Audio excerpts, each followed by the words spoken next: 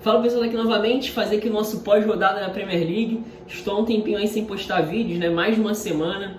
Vocês sabem que eu viajei, né? Eu postei o Expresso Premier League na semana do Carnaval falando sobre Daniel James, né? E assim, a faculdade está apertada, então eu não estou conseguindo postar vídeos no ritmo que eu gostaria, né? Na quantidade que eu gostaria. Mas, né? Como hoje final de semana de Premier League, né, eu não poderia deixar vocês aqui sem vídeo, tá? Enfim, eu vou tentar me organizar para postar 2 Expressos Premier League e um vídeo, né, sem ser Expresso Premier League, ou seja, uns 3 vídeos por semana mais ou menos. Mas, de qualquer forma, eu estou sendo bem ativo no Twitter, no Instagram também eu estou tentando postar algumas coisas, isso é um pouco mais fácil, né, porque é um negócio bem imediato. Mas nos vídeos toma um pouco mais de tempo e tempo é algo que eu não venho tendo, né, nas últimas semanas. Então, enfim, só pra deixar vocês avisados, né, de por que não tá saindo tanto vídeo aqui no canal, tá?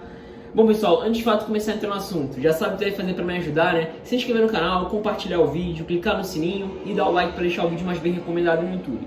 Em relação aos links da descrição, é muito importante que você os siga, não só pra aqui, né, pra mim e para os parceiros, como também para você, né, para ficar informado, para falar sobre Premier League, conversar, né, comunidade aí de Premier League, de futebol internacional, de futebol de forma geral, né, no YouTube e nas redes sociais é bem legal, então confere o Twitter do canal, o primeiro link da descrição, o Instagram do canal que é o segundo link, os links da página Premier League mais 18 para conteúdo diário sobre Premier League, o link do canal Resenha Futebol, principalmente se você gosta de camisas de futebol, o link da página do Instagram Newcastle News BR, que é de um inscrito aqui no canal, e o link do canal do meu amigo Gabigol, Gabriel Abramovic, sobre o Flamengo, né? Acabou de ser octacampeão aí, né? Na quinta-feira, aquele jogo maluco, aquela reta final de cinema mesmo, né? Roteiro de Hollywood. E o Flamengo aí se sagrou octacampeão. Então, se você é flamenguista ou se você gosta de futebol brasileiro, confere lá, tá? Bom, pessoal, então vamos lá, tentar ser o mais breve possível. Sabe que eu tenho dificuldade de ser breve, mas enfim, começando com o City West Ham, né? Só rapidamente falando, os jogos de sábado, eu não achei que foram jogos tão bons não. Aliás, a rodada como um todo não foi de jogos tão bons assim não, pelo menos na minha opinião, né? Às vezes cai, né? Geralmente também depois desses confrontos de meio de semana, né? De confrontos europeus, às vezes os times chegam meio esgotados, né? Ou meio abalados psicologicamente, como pode ter sido o caso do Leicester, por exemplo, que foi eliminado, né? Ou muitos poupam também, enfim. E até às vezes cai de 2 times que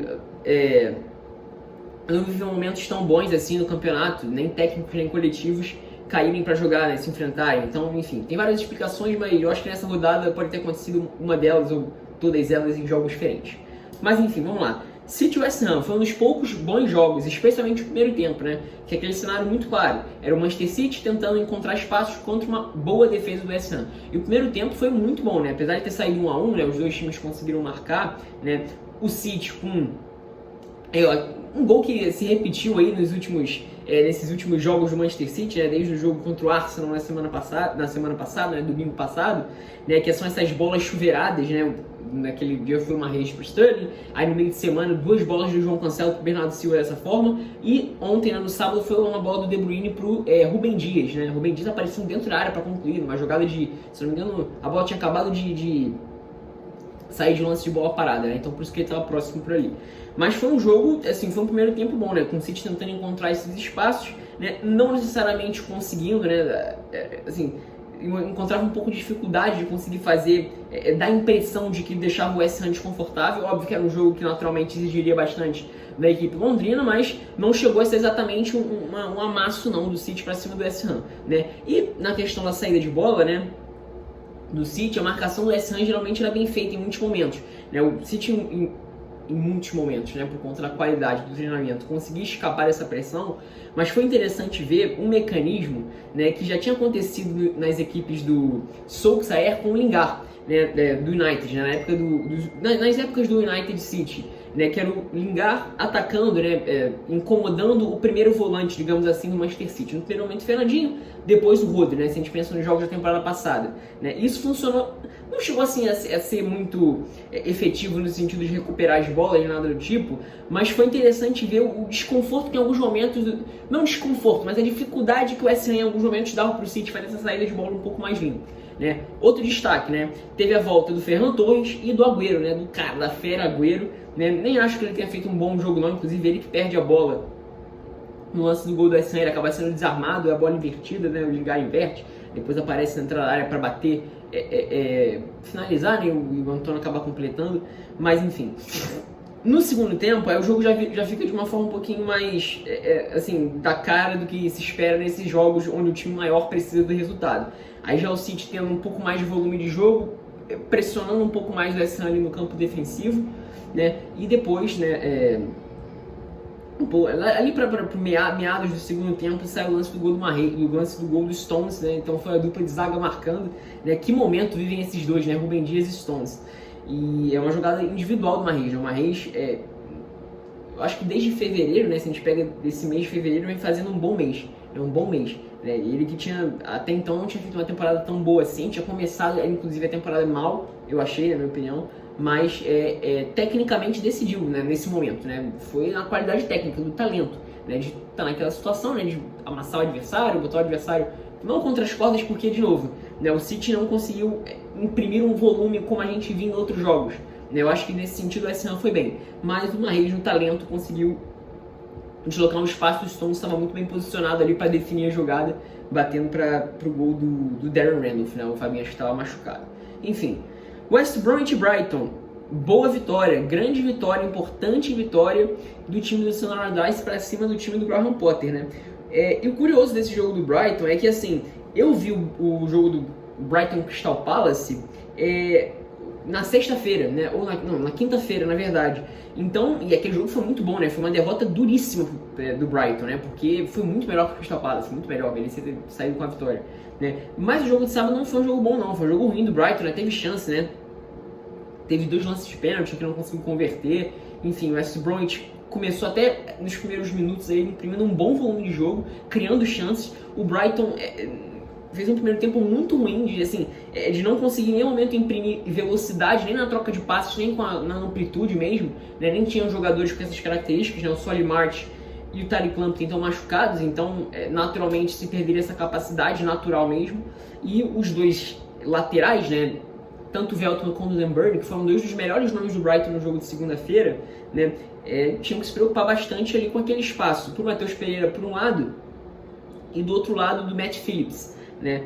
E, então, seria um perigo constante o tempo todo. O Matheus Pereira mais por dentro, né, fazendo essa diagonal, e o Matt Phillips um pouco mais da intensidade, da velocidade. Mas de forma geral, isso dá para estender o segundo tempo também. Foi um Brighton, me passou a impressão de ser um time mais lento, né? Óbvio que no segundo tempo o West Bromwich iria se defender para escapar em velocidade, mas nem isso conseguiu fazer no segundo tempo. Foi um jogo mais feio, assim, e eu acho que no final, enfim, foi uma vitória justa, foi um resultado justo do time do Sam Allardyce, né? Resultado importante na briga pela permanência. E o Brighton, né, de forma geral, acho que todo mundo concorda que o Brighton tem mais futebol do que pontos, mas nesse jogo de sábado agora não teve não, né? Foi uma partida ruim do time do Graham Potter.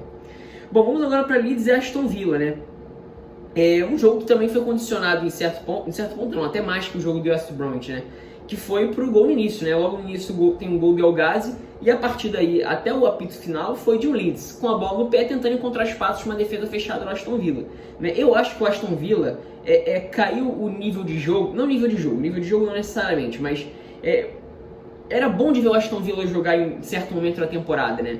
E eu vou dizer que no último mês, talvez até desde o período ali de meados de janeiro, não vem sendo mais tão interessante assim de ver o Aston Villa jogar como foi, né? E esse jogo talvez tenha sido um jogo mais característico, apesar de ter saído o jogo contra o Brighton, né, de semana retrasada também foi assim, né? E o time acabou até saindo de um empate de 0-0, mas assim, foi inferior ao Brighton nesse quesito, naquele jogo, né? E nesse jogo aqui foi muito mais na questão de aproveitar bem o cenário que se desenhou desde o início, né? E o Leeds com dificuldade de furar essa defesa mesmo, né? E não foi um bom jogo do Leeds não, né? Assim, talvez o maior ponto positivo da equipe, pensando assim por alto, acho que dá para destacar talvez, não sei, foi muito complicado, foi uma atuação ruim do Leeds também, né? Não conseguiu ser nem um pouco produtivo, mas por incrível que pareça eu destacaria o Llorente, né? O Llorente, zagueiro espanhol, né? Marcos Llorente, se eu não me engano, né? O Fernando Llorente, não, tem um que é do Atlético de Madrid, enfim, eu acho que é Fernando Llorente o nome dele, né? Se não é Fernando, é Marcos Llorente, né? Um zagueiro, ele estreou contra o estreou não, né? Mas ele já tinha jogado contra o Southampton no meio de semana, já tinha achado que ele tinha ido bem, né? E novamente contra o Aston Villa foi exigido em alguns momentos, né? Mas enfim, eu acho que ele foi muito bem, foi bastante exigido, não ganhou todos os duelos, óbvio que não, mas foi bem. Acho que um dos pontos fracos desse time é a defesa, né? Todo mundo sabe, inclusive, na minha opinião, os nomes da defesa individualmente falando, né? Eu acho que tirando o Liam Cooper, né, que é o zagueiro capitão, titular, escocês, tirando ele, mais nenhum dos defensores, né, aliás, para opção de zagueiro mesmo, são seguros. Nem o Pascal Strike, né, que até inclusive jogou como primeiro volante, né, jogou em vários momentos nessa temporada por conta das lesões de Calvin Phillips, nem o Robin Corr. Né? O Robin Corr é um zagueiro que até chegou a jogar na seleção, né, nesse período aí, né, nesse recorte aí dessa temporada 2021, mas eu não acho ele um zagueiro seguro não, muito pelo contrário, né? E enfim, acho que o Llorente conseguiu ir bem nesses 2 jogos que jogou, foi um dos destaques. E do lado do Aston Villa foi uma partida, acima de tudo, defensivamente muito sólida, né? Principalmente na lateral esquerda, o Matt Target, acho que ele foi muito bem por ali, muito bem, né?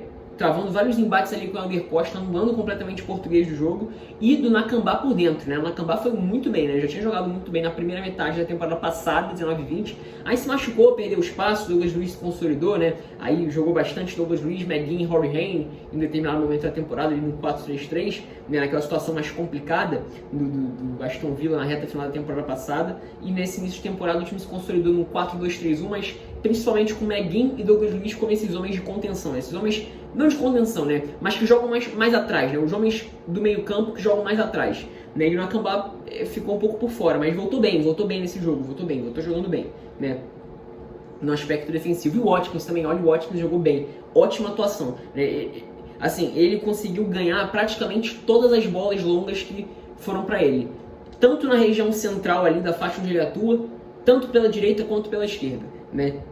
Assim, a temporada do Ollie Watkins, por mais que em números não seja tão boa assim, dentro do campo ele joga muito bem, ele é um cara muito importante para manter a bola ali na frente, para incomodar a defesa, para receber em várias faixas do campo. Eu gosto muito dele, acho ele um baita no atacante, né? Baita no atacante, assim, óbvio, né?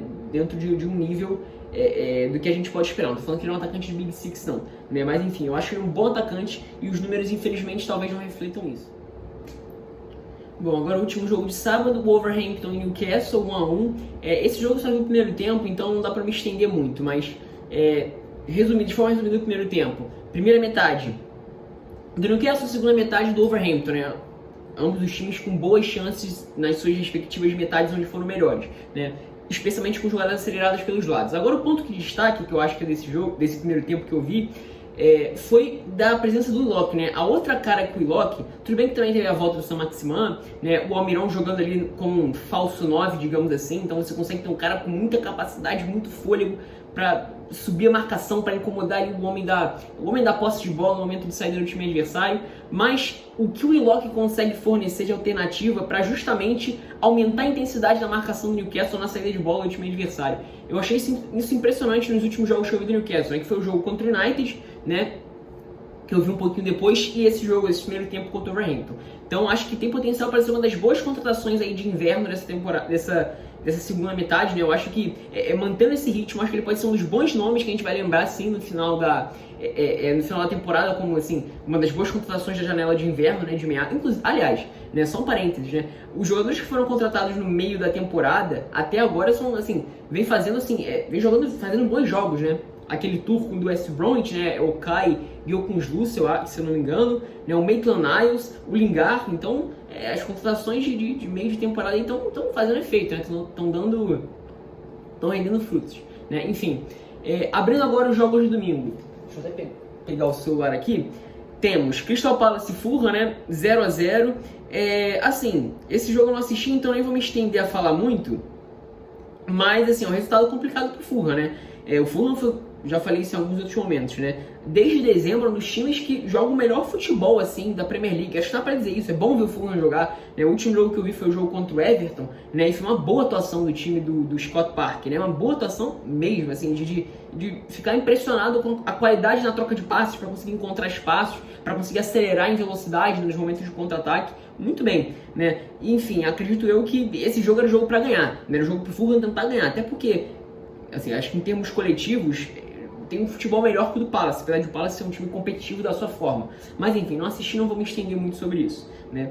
Vamos agora para Leicester e Arsenal, né? 3-1, vitória do Arsenal para cima do time do Brendan Rodgers, que veio, assim, foi eliminado no meio de semana da Europa League, caiu bem caído, assim, jogou mal, foi uma atuação ruim, mereceu ter perdido mesmo, né? E hoje foi mais uma atuação ruim do time do Brendan Rodgers, né? Até começou saindo na frente logo no início, né? Até com um passe errado do Xhaka, a bola recuperada ali na lateral direita, e o Tielemans carrega, e é até interessante que eu vi algumas pessoas criticando o Pablo Mari nesse lance, até virou um meme, né? Naquelas páginas out of context, né, que é ele correndo de costas pro Tielemans, né? Só que fazia sentido, porque o Vardy já ia se projetando nas costas dele. Então ele foi tentar acompanhar o Vardy, só que nisso o Tielemans foi carregando a bola, né? Eu acho que o erro foi no momento em que o David Luiz se aproxima, porque aí sim, o David Luiz se aproximaria por ali, marcaria o Jamie Vardy, e o Mari se aproximaria para tentar fechar o ângulo, né? Ou do passe ou da finalização do Tielemans, só que ele acaba não fazendo isso. E o Tielemans tem bastante campo ali bastante espaço, bastante ângulo para finalizar e acaba fazendo 1-0. Depois disso, e até o final do jogo, né, mesmo com o Arsenal já tendo conseguido o resultado, foi um jogo de um Arsenal o tempo todo com a posse de bola, trocando passes e tentando criar chances, né, conseguindo criar chances a partir disso, e sendo muito melhor que o Leicester, né? O Leicester nem conseguindo sair em velocidade, com as suas escapadas, né? Acho que o Arsenal também, além de defensivamente ter ido muito bem a equipe do Arteta, e novamente é bom ver o Arsenal ganhando jogos, né? E no meio de semana, inclusive, já tinha feito o que, na minha opinião, foi um bom jogo contra o Benfica, né? Eu vi esse jogo no sábado de manhã, então nem tuitei nada sobre isso, mas achei que foi um bom jogo, apesar de não ter sido um caminhão de chances criadas, né? Acho que foi um bom jogo, né? E eu acho que a dupla Odegaard e Bukayo Saka, né? O entendimento deles ali pelo lado direito, acho que tem como sair algo de muito bom dali, na minha opinião, foi a impressão que eu tive vendo o jogo. Né? Mas enfim, voltando a falar sobre especificamente o jogo do Leicester mesmo, né? Uma boa atuação, né, de um Arsenal que o tempo todo conseguia fazer essas jogadas de inversão, né, pro PP, que foi, na minha opinião, o melhor jogador da partida, apesar do Willian ter sido eleito, né, conseguindo causar um desconforto absurdo pro Luke Thomas, né? O Luke Thomas ficou maluco, coitado, o garoto lateral esquerdo, até quando entra faz boas atuações, mas hoje sofreu muito defensivamente, né? Enfim, me lembrou um pouco o Arsenal nos bons momentos, né, que era um time que conseguia inverter o lado muito rápido, né? E hoje com dois jogadores que não são exatamente os que vivem melhor momentos, né? Que é o Willian e o PP. Como eu falei, até achei que o PP jogou melhor, né? Causou mais desconforto para a defesa, mas o Willian foi eleito o Man of the Match. Deu 2 assistências, né? Era o cara que conseguia receber, fazer a diagonal e encontrar o PP numa faixa um pouco mais à frente, né? Enfim, destaque também, né? Por incrível que pareça, talvez ele fique um pouco em segundo plano. É um jogador que não tem muitos fãs, digamos assim. Xhaka, mas uma boa atuação do suíço, né? Apesar dele ter dado o passe errado, né? Que justamente que resulta no gol do Leicester, naquela roubada de bola que eu falei, eu acho que ele foi um dos bons nomes da partida. Primeiro, defensivamente, para conseguir impedir não só as jogadas em diagonal do Harvey Barnes em alguns momentos, né, quando ele tentava se desprender da marcação, ele foi muito bem marcado pelo Cedric Soares, mas nos momentos em que ele ameaçava se desprender, o Xhaka estava muito bem ali para ocupar o espaço, mas também em muitos momentos para impedir o passe entre linhas do Tielemans. Né? O Tielemans a partida inteira teve muita dificuldade de encontrar esses passes, encontrar os passes para os jogadores que estão ali nas costas dos volantes adversários, né? Que é esse passe vertical que fura as linhas. Eu acho que nisso o Xhaka foi muito bem. Né? A temporada do Xhaka é muito boa.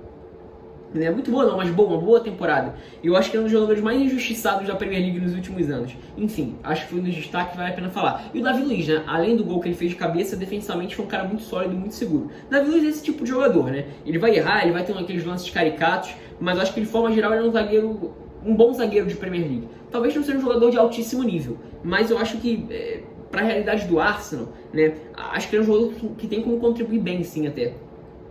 Né? Pelo menos nesse primeiro momento aí do Arsenal, que tenta se voltar de novo a ser um time competitivo, vitorioso, né, das maiores prateleiras aí do futebol inglês da Europa também, né? Bom, vamos agora para Tottenham 4-0 Burnley. Não tenho o que dizer, assim, ótima atuação do Tottenham do Mourinho, defensivamente não sofreu em nenhum momento contra o Burnley, produção ofensiva do Burnley não existiu, e ofensivamente poderia ter sido em 5, 6 a 0, assim, 7 a 0 tranquilamente. O time produziu muito, né? Até acho que defensivamente falando, o Burnley não foi aquele time sólido como a gente está acostumado a ver. Óbvio, também tem a questão técnica do time do Tottenham, coletiva, por que não, né? Não dá pra não dizer não dá para não falar do mérito do Mourinho nessa partida, né? Eu já falei aqui, já critiquei inúmeros momentos do Mourinho, acho que o Tottenham não vai atingir o nível que pode com um técnico como o Mourinho, mas a partida de hoje foi muito boa. E o que chamou mais atenção foi justamente a atuação do Gareth Bale, né? As últimas 2 semanas dele vem sendo muito boas, né? Na minha opinião, ele já tinha entrado muito bem no jogo contra o City. No jogo contra o City ele já tinha entrado muito bem, tinha dado outra cara aquele ataque do Tottenham, pelo menos na minha opinião. Depois eu não vi mais os jogos do Tottenham e só voltei a ver esse jogo agora, né? E ele foi muito bem, né? Não só, até um pouco parecido com o mecanismo do Arsenal, né? Sendo esse cara para receber a bola de um outro lado, numa faixa mais à frente, com som, sendo esse cara para carregar a bola em diagonal, né? E o passe que ele dá para o Harry Kane é um belo lançamento. Tecnicamente falando, o Bale é um jogador muito acima da média. Assim, ele foi um desses jogadores que atingiu o nível de world class, né? Mas enfim, é bom ver ele se recuperando, né, desse mês de fevereiro, né? E ele atingindo, sei lá, 70% do que ele pode jogar, né? Ele é um jogador que tem capacidade de desequilibrar jogos, sim, né? O Bale é um jogador desse nível, né? A questão é se ele vai conseguir manter o nível de regularidade que se exige dele jogando no Tottenham, né? Mas enfim, a atuação muito boa, né? Outro destaque também, esqueci de falar, Reguilón, né? Deu passe pro gol do Lucas Moura, né? Reguilón é outro jogador na posição de lateral esquerdo que consegue desequilibrar só com a capacidade de passes mesmo. O passe que ele deu pro Lucas, ele tem um estilo próprio de bater pro gol, né? O Reguilón. Acho isso muito legal. Né? Não é aquele passe forte de curva nem nada do tipo, uma bola que parece que vai leve assim, meio torta, não sei explicar direito a sensação que eu tenho quando eu vejo as bolas que ele cruza. E foi precisamente ali pro Lucas dominar e fazer o gol, né? Enfim. Chelsea e Manchester United, né? O grande confronto da rodada. Diferentemente do jogo do primeiro turno, eu achei que esse jogo foi bom, foi um bom jogo, foi bom de se ver, né? Com o cenário onde o Chelsea tinha posse de bola e o United naturalmente reagiria, né? Essa geralmente é a postura do United nos jogos contra as equipes do Big Six, né? E assim, por incrível que pareça, vocês podem achar que eu tô sendo meio clubista, né? Mas eu acho que o United teve mais chances de matar o jogo e sair com a vitória do que o Chelsea até, né? Eu acho que a questão foi técnica, né? Das duas equipes, mas eu acho que principalmente do Manchester United. Eu acho que o United teve mais situações onde se tivesse tecnicamente preciso, e também tem a questão de defensivamente o Chelsea ter ido muito bem, em muitos momentos, para não só isolar o Marcus Rashford, a atuação do Azpilicueta defendendo por ali, muito boa mesmo, como tem para conseguir afastar o Bruno Fernandes de ser o cara justamente para o Bruno Fernandes é um cara que funciona muito à base das aproximações, né, dos homens de frente. Ele jogou muito isolado desses homens de frente, né, tanto do Rashford como do Greenwood, como do Daniel James. Acho que nesse sentido o Chelsea foi muito bem. Mas se tecnicamente o United tivesse aproveitado essas chances que teve, né, eu acho que as chances teriam sido mais claras do que as chances do Chelsea, por exemplo, que também errou tecnicamente, né? Enfim, acho que esse foi o saldo final do jogo. Destaques positivos. Do lado do Manchester United, eu diria, eu achei novamente que a defesa foi bem, o Luke Shaw foi muito bem novamente, o Maguire também eu acho que foi muito bem, muito seguro, né? Principalmente não só anulando o Giroud do jogo, principalmente deixando ele fora do jogo, né? Com dificuldades para ser acionado pelos jogadores do Chelsea, como também para rapidamente conseguir desarmar nos momentos em que ele recuperava a bola. Então acho que ele foi muito bem nesse sentido. E falando ofensivamente, o Daniel James, achei que foi uma boa atuação do Daniel James para recuperar a posse de bola e em muitos momentos incomodar, até numa faixa mais central ali, o Kovacic, né? Até em muitos momentos o Daniel James se aproximando mais por dentro para marcar justamente essa saída de bola do Kovacic, incomodando ali o croata na saída de bola, que é um dos principais jogadores do Chelsea aí no mês de fevereiro, aliás, desde a chegada do Thomas Tuchel, né? E do lado do Chelsea, eu destacaria o Kanté. Kanté foi muito bem, né, na marcação do Bruno Fernandes, na ocupação do espaço, em alguns momentos fazendo essa bola ir à frente, né? E também o Hudson-Odoi no primeiro tempo, né? Foi a principal arma. O Mason Mount também fez mais uma boa atuação, né? Talvez o melhor jogador do Chelsea da temporada, boa atuação também. E por último, mas não menos importante, Sheffield United e Liverpool, 2-0, vitória do Liverpool, né? O mais interessante foi a atuação do Curtis Jones, né? Do jovem Curtis Jones, né? Fazendo gol e jogando numa formação diferente o Liverpool, né? Era com Mané de falso 9, né? Como um atacante ali como centroavante, com o Curtis Jones como meia pela esquerda, o Firmino como o camisa 10 e Salah pela direita, né? Enfim, assim, foi uma boa atuação do Liverpool, né? Boa atuação do Liverpool, especialmente ali a partir da metade do primeiro tempo, o time já era melhor que o Sheffield. Em alguns momentos você tinha o Sheffield conseguindo fazer essas saídas em velocidade, né, até de uma forma um pouco diferente, né, explorando em alguns momentos o pivô do McGoldrick, que geralmente é o falso 9 da dupla de ataque, né, é o jogador mais técnico, que geralmente vai receber nas costas dos volantes para armar alguma jogada. Hoje eu achei que no primeiro tempo ele foi um jogador mais exigido como um pivô mesmo, e isso não é tanta assim a característica dele, ou não é a melhor forma de aproveitá-lo, pelo menos na minha opinião, né, enfim. E eu acho que defensivamente, por incrível que pareça, assim, meio contraditório falar isso, mas eu acho que foi uma boa atuação do Sheffield, né? Principalmente do Ampadu e do Jagielka, né? Que o zagueiro central e o Ampadu jogando como um zagueiro pela direita. O que é curioso, né? Porque as jogadas do Liverpool... O Liverpool, assim, outra coisa interessante, né? Só pra... Antes de terminar o meu ponto. Os laterais participaram muito bem, tanto Alexander-Arnold como Robertson. O Robertson, na minha opinião, é o melhor jogador do Liverpool ao lado do Mané nessa temporada. O Alexander-Arnold talvez seja um dos piores jogadores do Liverpool, mas hoje jogou muito bem, deu assistência, né? Pro gol do... foi pro gol do Curtis Jones, né? Foi o primeiro gol, o gol do Curtis Jones. Mas enfim, né? Uma coisa interessante, né? Agora falando em mecanismo coletivo desse jogo, né? Foi ver a facilidade com que o Liverpool teve no posicionamento do Mané abrir os espaços na defesa do Sheffield em muitos momentos. Seja com o Mané atacando de dentro para fora, principalmente de dentro para fora, né, que ele jogava como um falso 9, seja ele fazendo diagonal e permitindo com que o Curtis Jones ocupasse esse espaço em muitos momentos para receber essa bola nessa faixa mais pelo lado esquerdo ali, ou entre os zagueiros, né, entre o Ampadu e o Jagielka, né, que é o lado direito ali da defesa do Sheffield United, né? Enfim, acho que esse foi um mecanismo coletivo que funcionou bem. E de forma geral foi uma boa atuação do Liverpool, né? Mereceu a vitória. Sheffield United fica numa situação complicada na tabela, né? O drama continua, né?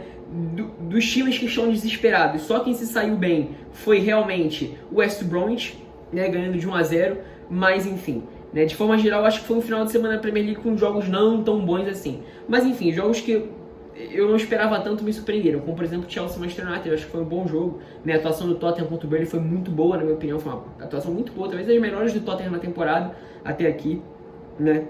Enfim, a do Arsenal foi muito boa também, mas de forma geral os jogos como um todo não foram tão bons. Mas enfim, sinta-se livre para discordar, concordar, adicionar informações e suas opiniões aí nos comentários para deixar o vídeo mais completo, tá? É isso, espero que tenham gostado.